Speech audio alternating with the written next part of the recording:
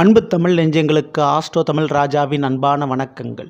இன்றைய பதிவில் தரணியை ஆளப்போகும் பரணி நட்சத்திரத்தில் பிறந்த நண்பர்களே, உங்களுக்கு அடிக்குது மிகப்பெரிய அதிர்ஷ்ட ஜாக்பாட்.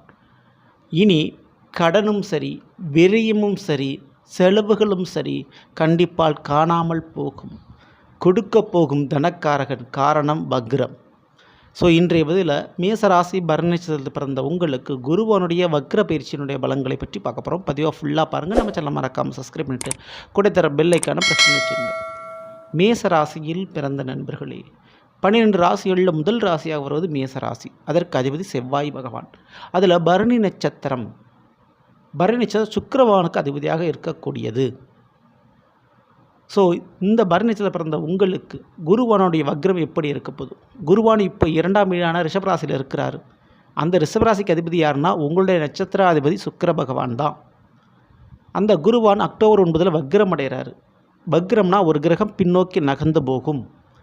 அதாவது குரு பகவானால் எந்தெந்த விஷயத்தில் தடையும் பிரச்சனையும் கஷ்டமும் ஏற்பட்டிருந்ததோ அந்த பிரச்சனையில் நன்மை நடக்கும். 2025 பிப்ரவரி மாதம் 4ஆம் தேதி வரை குருவான் வக்ரகதியாகவே இருக்க போகிறார். ஸோ இந்த நிலைப்பாடுகளில் உங்களுக்கு என்னென்ன நன்மைகள் நடக்க போகுது? முதல் நன்மையாக நான் சொல்லக்கூடுவது கடன் குறையும். காரணம், இந்த 2ல் இருக்கக்கூடிய குருவான் 5ஆம் பார்வையாக 6ஆம் வீடான கன்னியை பார்த்து கொண்டிருந்தார். 6ஆம் வீடுங்கிறது எதிரி கடன் நோய் கொடுக்கக்கூடிய ஒரு வீடு. ஸோ கடனை குரு பார்த்து, குரு நல்லா இருந்தால் என்ன நடக்கும்? ஸோ கடன் வளரும். ஆனால் இப்போ குருவன் வக்ரம் அடைஞ்சிருக்கிறாரு. ஸோ அந்த பலனை மாற்றி கொடுப்பார். மலையளவு இருந்த கடன் பிரச்சனை இருந்த இடம் தெரியாமல் தவிடுபொடி ஆகும். கையில் எதிர்பாராத தன வருவாய் கிடைக்கும். எந்த வழியில்? வாழ்க்கை துணை வழியில் மற்றும் மாமியார் வீட்டு வழிகளில் மற்றும் வெளிநாடு சம்பந்தமான தொடர்புகள் மூலமாக தொழில் ரீதியாக கண்டிப்பாக உங்களுக்கு பண வரவு கிடைக்கும். நண்பர்கள் மூலமாக, உறவுகள் மூலமாக கிடைக்கும். அரசாங்க வழியின் மூலமாக சில ஆதாயம் பண உதவிகள் கிடைக்கப் போகுது. பூர்வீக சொத்துக்கள், ஏன்னா 6ல் கேது நம்ம வந்திருக்கிறாரு. பூர்வீக சொத்துக்கள் கிடைக்கணும்னு எதிர்பார்த்துக்கிட்டு அது கிடைக்க போகுதுங்க. மேலும் பரணி நட்சத்திரத்தில் பிறந்த உங்களுக்கு வேலை, சரியான ஒரு வேலை அமையாமல் கஷ்டப்பட்டு கொண்டிருப்பவர்களுக்கு அந்த வேலையில் கரெக்டான ஒரு நிரந்தரமான ஒரு வேலை அமைஞ்சிடும். சம்பள உயர்வு கிடைக்க வாய்ப்புண்டு. 2வது 12ஆம் வீடான மீன ராசிக்கும் அதிபதி இந்த குரு பகவான் தான்.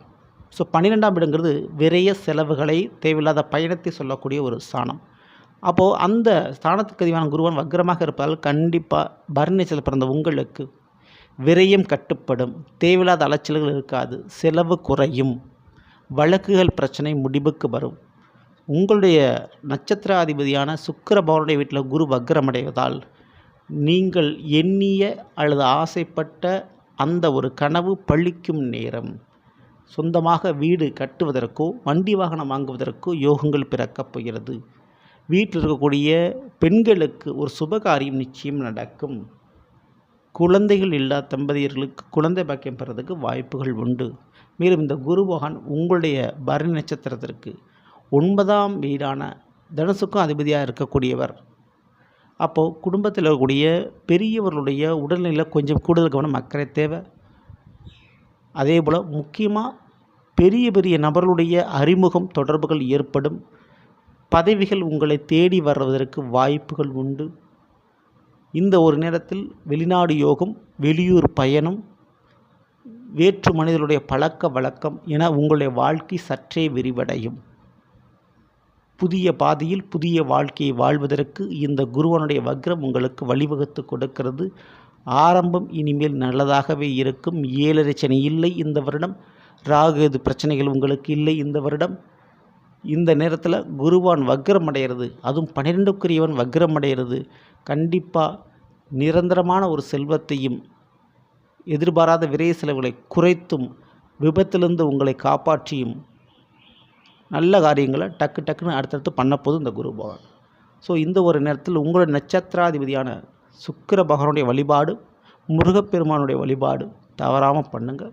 முருகப்பெருமானை, அதுவும் வள்ளி தேவியானோடு சமேதமாக இருக்கக்கூடிய முருகப்பெருமானை வெள்ளிக்கிழமை அன்று சென்று வழிபாடு செய்துவிட்டு வாருங்கள். கண்டிப்பாக உங்களுக்கு நடக்க வேண்டிய சுபகாரியம் நடக்கும். இதை பற்றி பிடிச்சிருந்தால் லைக் பண்ணுங்கள், மற்றும் ஷேர் பண்ணுங்கள். மறக்காமல் நம்ம சேனலை சப்ஸ்கிரைப் பண்ணி வச்சுங்க. அடுத்ததில் சந்திப்போம். நன்றி, வணக்கம். அன்பு தமிழ் நெஞ்சங்களுக்கு ஆஸ்ட்ரோ தமிழ் ராஜாவின் அன்பான வணக்கங்கள்.